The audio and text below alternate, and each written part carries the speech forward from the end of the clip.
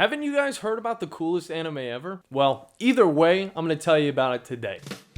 Because my name is Gorlok and I do anime, and first off, I'd just like to thank you guys for all of the support on the Gorlok videos. We're really just blowing Captain Cool out of the water, and if he doesn't clean up his act, we're going to have to bust a cap in his ass. I'm sorry guys. So if you don't want that to happen, go up here and watch some of his content, because I gotta admit, it's not as good as mine. But regardless of that, let's get into it. Today we're going to be talking about Haven't You Heard I'm Sakamoto-kun. And before I give it the praise that it deserves, I will tell you that the first 3 episodes of this show really did not catch my attention, and I ended up nearly dropping it after the first 2 when I lost interest. Now, don't let that fool you though, because if you can get to episode 4, the show starts opening up in a big way. At this point in the show, you start understanding the humor a little bit more, and you can start kind of vibing with the characters as well. And although I say characters, it's really just one, and that is Sakamoto. Of course it's Sakamoto. I mean, have you seen the opening? It's literally all Sakamoto.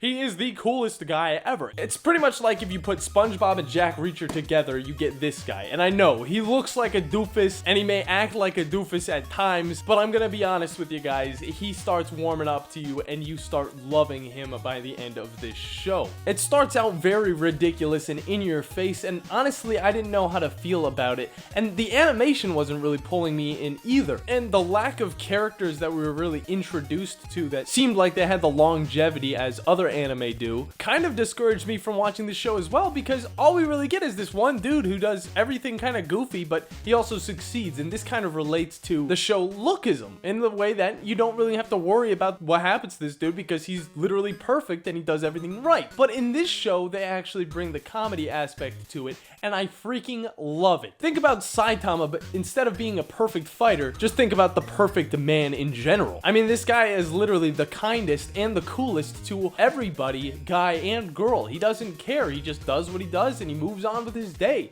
He is literally the alpha Chad, minus the Chad part, because I mean, he's just an alpha. I'll say that. He's an alpha without even trying, and that's what I love the most about him. And like I said, we don't really get introduced to too many characters right off the bat, but we do get introduced to one who will stick by our main character the entire way through, and that is Kubota. He's a short, fat kid who gets bullied, but one day, Sakamoto, who, by the way, Sakamoto only has one name, that is literally his name, so don't look too much into it, comes up to the guy, helps him out, and then he helps him in the ventures moving forward, and then we learn that his mom loves him, and then there's some ridiculous stuff that happens with that. But again, I'm not gonna spoil it. You guys are gonna watch it yourselves, and you are going to laugh your asses off. Now, kind of going back to that ridiculousness, outside of Sakamoto, the show is as bland as it gets. I'm talking about the world, I'm talking about the characters involved, everything about it. Even Sakamoto has the look of just a normal dude you wouldn't bat an eye at. And this is kind of where the show does some sneaky stuff, because it starts out focusing on one main person and then slowly starts building up this class around Sakamoto to the point where there's as many characters as, say, My Hero Academia, except for the characters don't get so much involvement until later on in the show when they talk about stories about Sakamoto or pretty much just love Sakamoto. It's actually done very cool, and I really like it. And hey, speaking of cool, let me get the Captain Cool's input, because he got to sit down and watch it with me. So, Captain, come on, over here. Oh, come on. Yeah, come on. It's cool. Is that it? Yeah. Okay. Yeah, that'll work. Well, there you go. I mean, he gave you the opinion. I didn't say it was going to be good either way. The way that Sakamoto acts isn't even the typical way we think of cool. It's to the point where it is out of this world type of cool, and the things he does is literally alien to anybody else. I mean, literally. I try and compare myself to him right now. I couldn't do it at all, because this guy doesn't just do cool things like sit in the corner and, you know, think hard. He's a doer, okay? This guy actually does this stuff. There's a wasp in the room. Oh, well, he's gonna fight it with a compass. What? That's just how cool he is. He walks upstairs by skipping like 3 steps, and he literally just glides up the stairs. Look at this. It's ridiculous. I don't know how he does it. I try and do it, and I'm bobbling all over the place, but I do skip the stairs. And I guess you could say that's pretty cool. He also goes as far to stop the thugs in this show from smoking, and instead they're blowing bubbles. I'm telling you, SpongeBob type stuff. Now, you may also be thinking that, oh, this guy's just a lame-o, you know, he's making the thugs blow bubbles and all that stuff. But actually, No, Sakamoto may have some morals, but the guy literally buys porn for his friends because he's just a cool guy like that. I mean, that's awesome, but don't get me wrong. Again, he does have his morals, and at one point, 2 adults were going to a potluck. Yeah, I know, I said potluck in the episode before the last episode, if you guys remember that. And Sakamoto's like, sure, I'll join you guys, except for he says it a lot cooler. He's like, what is this type of thing? And then they give him an explanation, and it sounds very adult. He ends up joining. It ends up being 3 girls that they're talking to, and these 2 guys are trying to hook up with them. But the man gets the wrong deal about the whole thing, and kind of just tells them facts, and does all this whack stuff.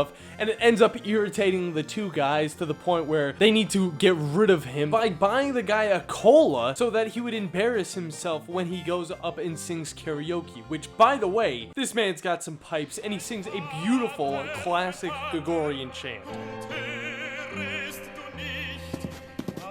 Check it out. It is a great song, but it is ridiculous that this is the type of cool that he is. He's not the cool that sits in his Mustang driving around. This is the... I know. I'm not making fun of you. I'm just saying. Like, I drive a Mustang. Like, what about it? He doesn't even have a car.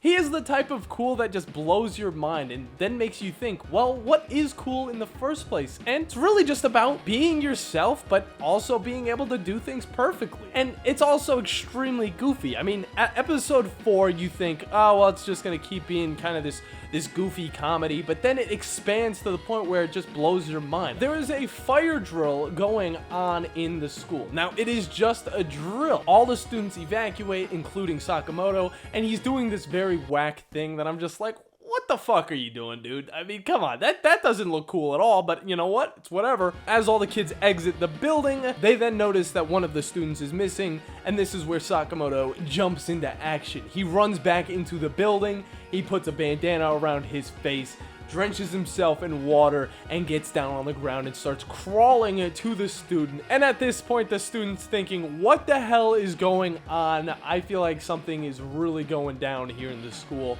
So he then gets on the ground, and then Sakamoto slowly just descends him down out of the school with a pulley system. And then Sakamoto jumps out of the school in a parachute, and then everybody's just all crazy, and turns out it was just a drill. So Sakamoto was just doing this because it's not a fire drill if there's not any tension. So it's ridiculous, and I freaking love it, guys. I enjoyed this show a lot, but we gotta talk a little bit about these characters. Not gonna get too much in depth because they don't really bring too much to the show. They're just kind of add-ons that make you feel like this world is more fleshed out than just Sakamoto and his friend. Obviously, we have Sakamoto, who's extremely cool. I love him very much, and he's the only one I'll give a grade. I'll give him a 9. You may think that he's too perfect, but still, that's kind of the charm of this show. And then we have Sakamoto's friend Kabuto, who is just along for the ride, and to be honest, his mother gets more character development than him. We then have the many thugs that show up in the show, and then the more important ones like 8823 Senpai. That's what his name translates to, guys. I don't write the rules. It is just hilarious that his name is 8823. We then meet 3 girls who are all infatuated with one Mr. Sakamoto. Of course, why wouldn't you be? Everybody in the school is infatuated with him. And then we meet Head Thug at the end of the show, who is like 30 years old, and he's been held back several times or something like that. It's literally an adult going to the school with these guys. I think that whole premise is hilarious, and he also gets other people to do his bidding for him. And Sakamoto, of course, deals with that in his own way. And that's what I'm telling you, guys. The show turns into an actual anime where there is some consequences, some crazy stuff. People are coming after him. It is wonderful the way that it sneakily turns into a show that you will love. The one thing I wasn't 100% on was the art. Now, the art is realistic. It is fun, it is interesting, and to add to the atmosphere around this show, it also has just amazing music. Music that rivals even Sonic 06. And I know what you're saying, Sonic 06 wasn't good, but the music was spectacular. And there's jazz. There's also a lot of flashbacks that use the weird Caillou white border, which I'm not really a fan of. So, it's whatever. I'll give the art a 5. Again, it doesn't need to be perfect, and it does what it needs to do. And overall, the show just left an impact on me. This is a show that you go into in between the crazy high-stakes anime you want to watch. It's a show that kind of eases your palate without having too much fan service, if any fan service at all, and it teaches you guys that just being a good person is the coolest thing of all, and I love that message very much. And honestly, this is one of those shows that changes me after I'm done watching it, and that's why I had to get it an 8 out of 10. Yes, I think it is very good. The comedy just hits every single time now, and I really want to go back and watch it again because of that comedy and how I kind of disrespected the first few episodes of this show, because the rest of it was just a joy to watch, and I want you guys to experience it as well. So make sure you go and watch this, and if you already have, tell me what you think down below, and make sure you guys subscribe and like for more Gorlok content. Thank you guys very much for watching. Go watch some anime, and I'll see you guys next time. Peace!